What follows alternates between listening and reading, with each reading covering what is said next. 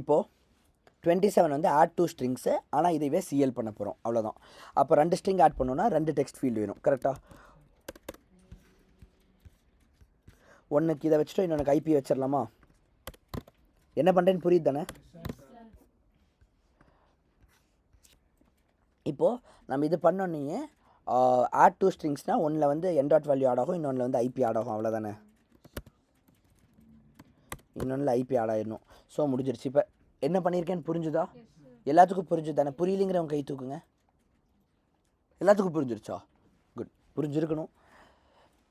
இப்போது அதை சிஎல் பண்ணுறோம், அவ்வளோதான், முடிஞ்சிருச்சு. 2 டெக்ஸ்ட் பாக்ஸ் வச்சுருக்கோம். இது எண்ணுக்குள்ளே போயிடும், இது ஐபிக்குள்ளே போயிடும். எண்ணையும் ஐபியும் ஆட் பண்ணி டபுள்குள்ளே ஸ்டோர் பண்ணிடுறோம், அதை நம்ம சிஎல் பண்ணிடுறோம். ஸோ இப்போ ரன் பண்ணி பார்த்தீங்கன்னா இந்த அவுட்புட் வரணும். Up to my understanding.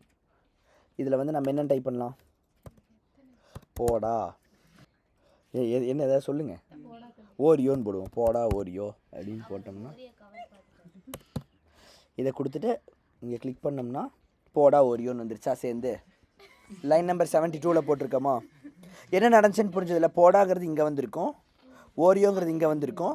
இப்போ அது டபுள்குள்ளே இருக்கும். ஸோ டபுள்ங்கிற வேரியபிள்குள்ளே போடா ஓரியோன்னு இருக்குது.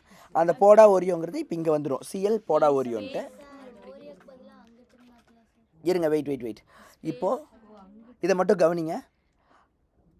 இந்த இடம் போடான்னு மாறி ஸ்பேஸ் கோட் ஆட் ஆகி ஓரியோ கோட் ஆட் ஆனதுனால போடா ஸ்பேஸ் ஓரியோங்கிறது இப்போது டபுள்குள்ளே இருக்குது. அந்த டபுள் இங்கே வரதுனால இப்போ டபுள்குள்ளே என்ன இருக்குது? போடா ஸ்பேஸ் ஓரியோ. அப்போ இது வந்து இப்படி மாறி இருக்கும், போடா ஸ்பேஸ் ஓரியோன்ட்டு. ஓகேவா? இது வந்து சிஎல்குள்ளே போகுது. சிஎல்ங்கிறது ஒரு ஃபங்க்ஷன், அது என்ன பண்ணும்? இங்கே பிரிண்ட் பண்ணி விடும். இப்போ இது ஒரு மேஜிக் மாதிரி இருக்கா இந்த சிஎல் ஃபங்க்ஷன்? இங்கே வந்து அதுக்கான கோடை உங்களோட சீனியர்ஸ் எழுதியிருக்காங்க, சிஎல் என்ன பண்ணுன்ட்டு. தெரியுதா? சிஎல்குள்ளே வந்து நீங்கள் இங்கே கொடுக்குறதெல்லாம் வாங்கி இங்கே குவிக் பிரிண்ட்னு வருதில்ல, பிகாஸ் இங்கே அவங்க குவிக் பிரிண்ட்னு கொடுத்துருக்காங்க. பண்ணி ரீச் லைன் அதெல்லாமே கொடுத்துருக்காங்க பார்த்தீங்களா? ஆன்லைன் 72, அதுக்கு ஆன்லைன் போட்ட லைன் நம்பரு எல்லாமே கொடுத்துருக்காங்க பார்த்தீங்களா?